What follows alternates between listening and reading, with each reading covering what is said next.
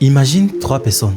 Le premier travaille dur, se lève tôt, finit tard, ne compte jamais ses heures. Le deuxième est naturellement brillant, comprend vite, apprend facilement et excelle dans presque tout ce qu'il entreprend. Le troisième n'a ni talent exceptionnel, ni goût particulier pour l'effort, mais il est né dans une famille riche, a intégré les plus grandes écoles et n'a jamais manqué de soutien. Maintenant, oublie une seconde la question de qui va réussir. La vraie question est plus dérangeante, celle de savoir qui mérite de réussir. Instinctivement, beaucoup de personnes diront la première personne, celle qui fait le plus d'efforts. Et ce réflexe n'est pas anodin. Toute notre société repose sur cette idée. Ceux qui travaillent le plus méritent le plus. C'est ce qu'on appelle la méritocratie. Mais regarde autour de toi.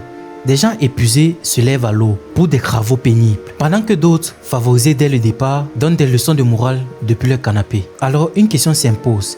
Est-ce que la méritocratie existe réellement? On nous dit souvent que la réussite dépend de 2 choses, le talent et l'effort. Travaille dur, sois compétent et tu réussiras. Mais cette équation est incomplète. Il manque dans celle-ci une variable fondamentale, une variable qu'on préfère ignorer, la chance. Celle de naître au bon endroit, dans la bonne famille, avec les bons repères, les bonnes opportunités et le bon environnement. Comme dans une partie de Monopoly croquet, certains commencent avec plus d'argent, plus de dés, donc plus d'avantages. Et pourtant, lorsqu'ils gagnent, ils attribuent leur victoire à leur intelligence et à leur stratégie. Jamais au hasard. Et le plus troublant, ce n'est pas seulement les joueurs. Même les spectateurs font la même erreur.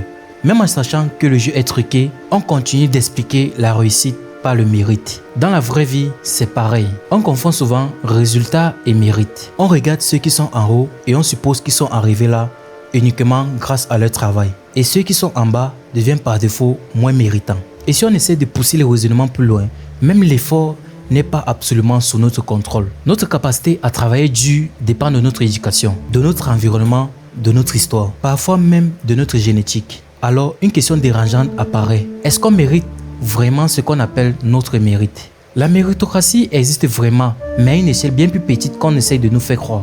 Et surtout, peut-être qu'on se trompe des débats parce qu'au début, on essaie d'associer la réussite à l'argent, au statut et au sommet à atteindre. Comme si dans la vie, il n'existait qu'une seule montagne à gravir. Mais le monde est rempli de sommets différents. Créer, voyager, apprendre, transmettre et vivre paisiblement. Il y a autant de réussites possibles que de personnes sur Terre. La vraie question n'est peut-être pas de savoir qui mérite de gagner, mais celle de savoir qu'est-ce qui mérite réellement d'être poursuivi. Parce qu'au final, la vie n'est pas un jeu qu'on gagne, c'est un monde qu'on explore.